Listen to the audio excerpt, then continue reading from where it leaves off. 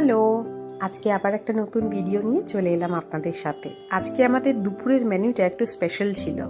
দুদিন আগেই বাবা মানে আমার শ্বশুরমশাই আমাদের বাড়িতে এসেছেন। আর আপনারা তো আগে থেকেই জানেন আমার মা আর শাশুড়ি মা এখন আমার কাছেই আছে, তাই ভাবলাম আজকে একটু স্পেশাল মেনু বানাই বাবার জন্য।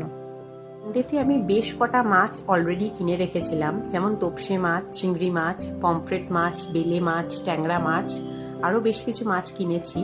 তো ভাবলাম বাবা আসাতে এই সব মাছগুলো এক একটা করে বানাবো।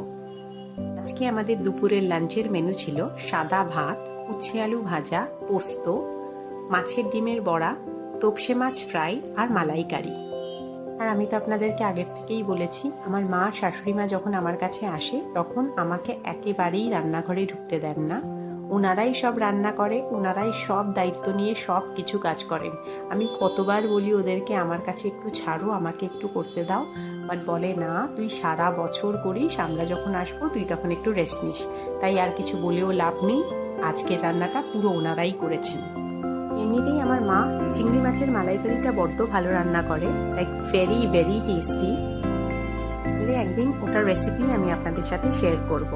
আর তোপসে মাছের ফ্রাইটাও খুব ভালো ছিল। আর একটা জিনিস সেটা আমি মেনশন করতে চাই, এখানকার যে লোকাল মার্কেটটা থেকে আমি অর্ডার করেছিলাম, একটা অ্যাপ থেকেই অর্ডার করেছিলাম, মাছগুলো কিন্তু খুব ফ্রেশ এসেছে, জানেন তো, ভীষণ ভালো কোয়ালিটি আমরা রিসিভ করেছি মাছগুলো। আমার হাজবেন্ড আবার কোনো রকমের মাছ পছন্দ করে না, জানেন তো, খালি চিংড়ি মাছটাই পছন্দ করে। তো ওর জন্য একটু চিংড়ি মাছ, একটু পোস্ত আর ভাত রেখে দিলাম, ও রাত্রিবেলায় এসে খাবে। খাওয়া দাওয়া সেরে একটু রেস্ট নিয়ে আমরা বিকেলে আবার বেরোবো। ভাবছি পাশেই একটা খুব বড় মল আছে, ওটাতেই যাব। একটু খুচখাচ টুকটাক কেনাকাটিও করার আছে, তো ওগুলো করব আর মলটাও একটু ঘুরে নেব। চলুন আজ এইটুকুনিই থাক, দেখা হচ্ছে আবার নতুন একটা ভিডিওতে। Till then take care, bye by.